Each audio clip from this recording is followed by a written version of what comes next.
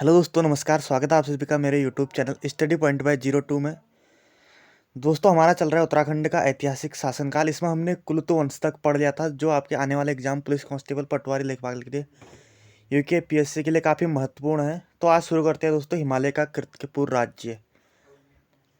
कीर्तिपुर राज्य क्षेत्र में उत्तराखंड, हिमाचल प्रदेश तथा रोहिलखंड का उत्तरी भाग स्थित है।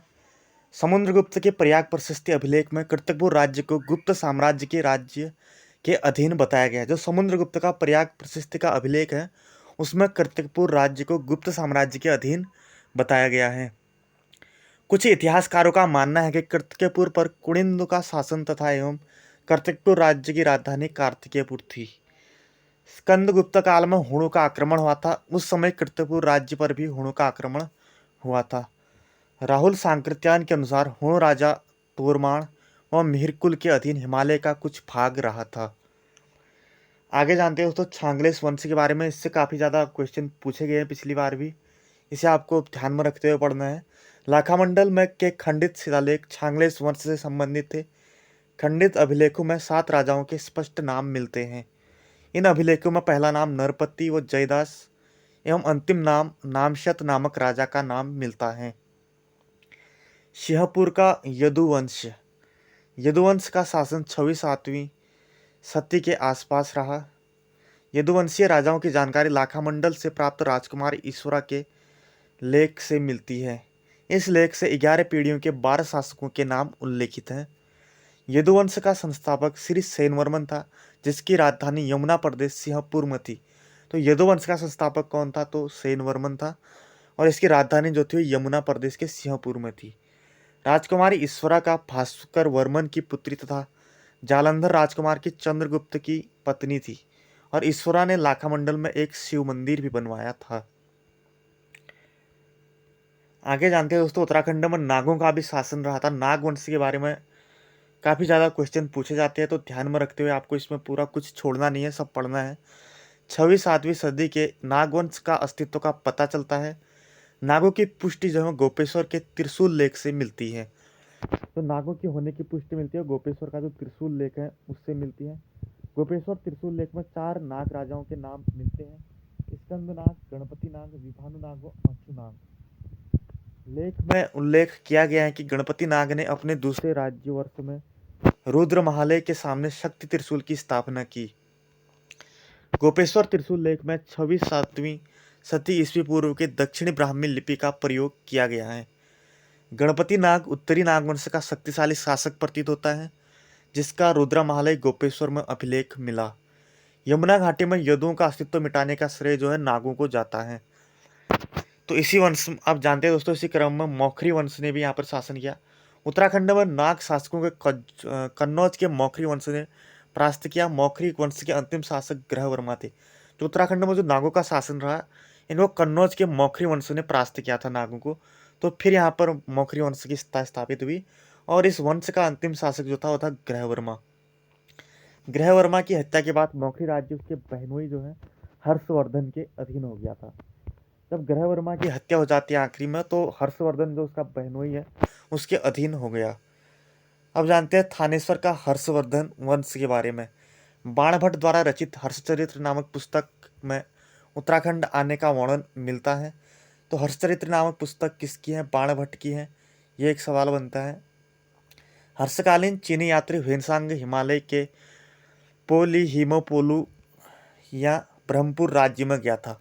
तो ये सवाल भी कई बार पूछा गया है। ह्वेनसांग ने क्या कहा था? तो पोलीहिमोपोलू यहाँ के क्षेत्र को कहा था, ब्रह्मपुर राज्य में गया। ह्वेनसांग ने यहाँ 5 बौद्ध विहार होने का उल्लेख किया है। कनिंघम ने आधुनिक गढ़वाल व कुमाऊं वाले संपूर्ण भूभाग को ब्रह्मपुर कहा। जो कनिंघम एक इतिहासकार है दोस्तों, उन्होंने आधुनिक गढ़वाल व कुमाऊं के संपूर्ण भूभाग को ब्रह्मपुर कहा है। ह्वेनसांग ने जो है गंगा को महाभद्रा कहा। हरिद्वार के लिए मोयुलो कहा, जिसका क्षेत्रफल 20 ली चीनी माप बताया। ये 20 ली दोस्तों लीटर नहीं है, एक चीनी माप है। जैसे हमारे वहाँ मीटर होता है, तो इसी हिसाब से है एक। तो उसने हरिद्वार को मोयुलो कहा, जिसका क्षेत्रफल उसने 20 ली बताया। हर्ष के पश्चात मध्य हिमालय की जो हर्ष के पश्चात मध्य हिमालय कैसा था, तो उसके बारे में जानते हैं। कान्यकुब्ज में वर्धन वंश का 647 ईस्वी में अंत हो गया था। हर्ष की मृत्यु के बाद कान्य कुब्ज राज्य का विघटन हुआ, जो ब्रह्मपुर, शत्रुघ्न और गोविशाण राज्यों में टूट गया। इन तीनों राज्यों का वर्णन फेंगसांग के यात्रा वृत्तांत सियुक्की से मिलता है, और इनमें सबसे बड़ा ब्रह्मपुर राज्य था। ब्रह्मपुर उसने किसे कहा था दोस्तों? हरिद्वार को कहा था। और जो इसकी यात्रा वृत्तांत है, उल्लेखित है जो हिंसांगी और सियुक्की नामक पुस्तक में लिखी गई है। हर्षवर्धन के मधुबन एवं बांसखेड़ा अभिलेख से पौरव वंश की जानकारी मिलती है। जो हर्षवर्धन के मधुबन एवं बांसखेड़ा अभिलेख है, उससे पौरव वंश की जानकारी मिलती है। मार्कंडेय पुराण व वृत्त संहिता में पर्वताकार राज्य का उल्लेख मिलता है। आगे बढ़ते हैं दोस्तों। ब्रह्मपुर राज्य का पौरव वंश यह हमें पढ़ लिया है। सॉरी, ये नहीं पढ़ा। ब्रह्मपुर राज्य का पौरव वंश पढ़ते हैं अब।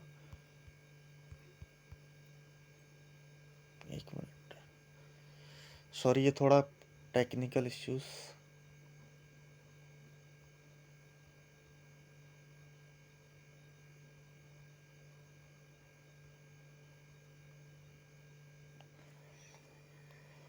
अब पढ़ते हैं दोस्तों हम ब्रह्मपुर राज्य का पौरव वंश। हिमालय क्षेत्र के 3 राज्यों में से ब्रह्मपुर सर्वाधिक विस्तृत राज्य था, जिस पर पौरव वंश का शासन रहा। ब्रह्मपुर राज्य गंगा नदी से लेकर पूर्व में कर्णाली नदी तक विस्तृत था। ब्रह्मपुर नरेश सोनवंशीय राजा पौरव राजा थे। पौरव वंश का शासन 6वीं सदी से 8वीं सदी तक रहा है। अल्मोड़ा के तालेश्वर ताम्रपत्र का संबंध पौरव एवं ब्रह्मपुर राज्य से था। ये पूछा जाएगा दोस्तों, अल्मोड़ा के तालेश्वर ताम्रपत्र का संबंध किससे था? तो पौरव एवं ब्रह्मपुर राज्य से। तालेश्वर ताम्रपत्र की खोज 1915 ईस्वी में हुई। तालेश्वर ताम्रपत्र में धुतिवर्मन व विष्णुवर्मन शासक का उल्लेख मिलता है, और पौरव वंश के संस्थापक राजा विष्णुवर्मन थे। जो पौरव वंश के संस्थापक है वो विष्णुवर्मन में, और तालेश्वर ताम्रपत्र में धुतिवर्मन और विष्णुवर्मन का उल्लेख मिलता है।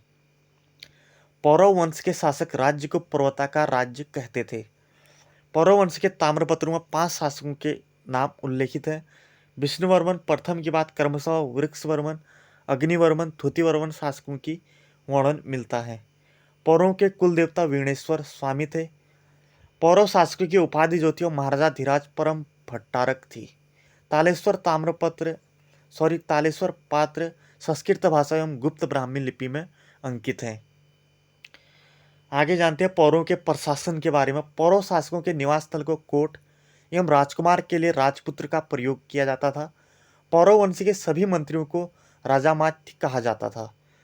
तो पूछा जाएगा पौरव वंश के सभी मंत्रियों को क्या कहा जाता था? राजामात्य। पौरव वंश के सेनानायक को बलाध्यक्ष कहा जाता था। संधि विग्रह को विदेश मंत्री एवं द्विव्रपति को लेखक ग्रह का प्रधान होता था। जमनपति पदातिक सेना का मुखिया होता था। पौरव शासकों के आय का स्रोत भूमिकर था, इससे भाग कहा जाता था, एवं गुप्तचर का कार्य कुटुक करते थे। जो कुटुक होते थे वो गुप्तचर होते थे, और पौरवों के शासन जो आय का मुख्य स्रोत था वो भूमिकर था। भूकर वसूलने वाले अधिकारी को भागिक कहा जाता था। पौरव काल में 2 तरह की भूमि होती थी, केदार व सारी। सिंचित भूमि को केदार व असिंचित भूमि को जो है सारी कहा जाता था। भूमि मापन के लिए द्रोण मापन, खारी मापन व कुल्य मापन विधि का प्रयोग होता था। तालेश्वर ताम्रपत्र में उद्यानों के लिए वटक शब्द का प्रयोग मिलता है। आगे जानते हैं शत्रुघ्न राज्य के बारे में। कन्याकुब्ज राज्य का दूसरा भाग शत्रुघ्न राज्य में टूटा था। चीनी यात्री के अनुसार इस राज्य की पूर्वी सीमा पर गंगा व उत्तर हिमालय था, और राज्य के मध्य में यमुना नदी बहती थी। कनिघम के अनुसार यह भाग सिरमौर गढ़वाल का हिस्सा था।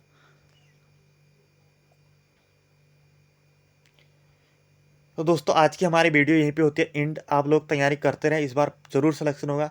कल मिलता हूँ आपको इसी अगले क्रम में दोस्तों। तब तक के लिए पढ़ते रहिए दोस्तों। नमस्कार।